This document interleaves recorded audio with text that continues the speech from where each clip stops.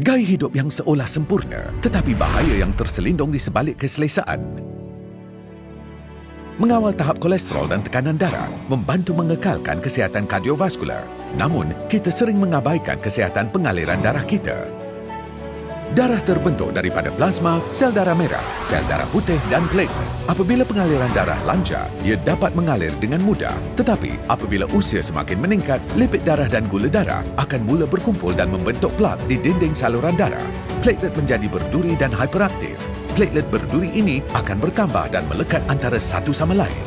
Ini mengakibatkan saluran darah menjadi semakin tegang, kurang anjal dan rapuh. Sebahagian plak mungkin akan tertanggal dan membentuk gumpalan darah. Apabila saluran darah semakin sempit, jantung perlu mengepam lebih kuat lantaran meningkatkan tekanan darah. Ini akan merosakkan saluran darah.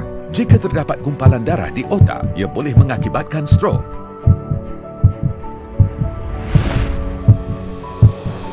Jika terdapat gumpalan darah di aliran darah koronari, ia boleh mengakibatkan serangan jantung. Ini boleh berlaku pada sesiapa, setiap masa, di mana-mana sahaja. Bagaimana kita boleh melancarkan peredaran darah? Penggunaan ubat-ubatan, pembedahan angioplastik,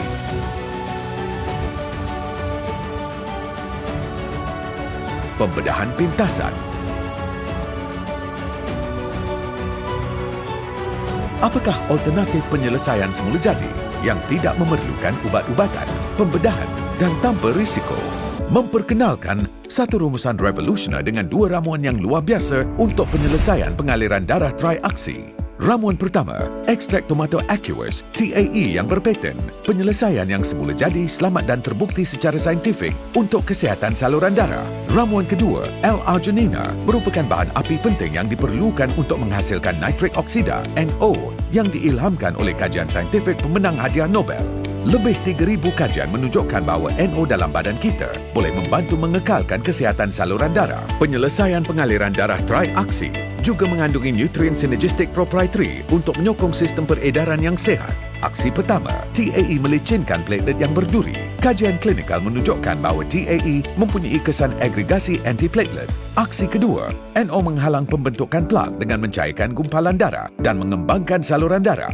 Aksi ketiga, NO mengawal tahap tekanan darah dengan memulihkan saluran darah yang rosak dan mengembalikan kelenturan saluran darah. Oleh itu, ia membantu memperbaiki peredaran darah dan melindungi jantung. Penyelesaian pengaliran darah triaksi tanpa bahan kimia, tanpa hormon, tanpa kesan sampingan. Jagalah jantung anda hari ini dengan penyelesaian pengaliran darah triaksi.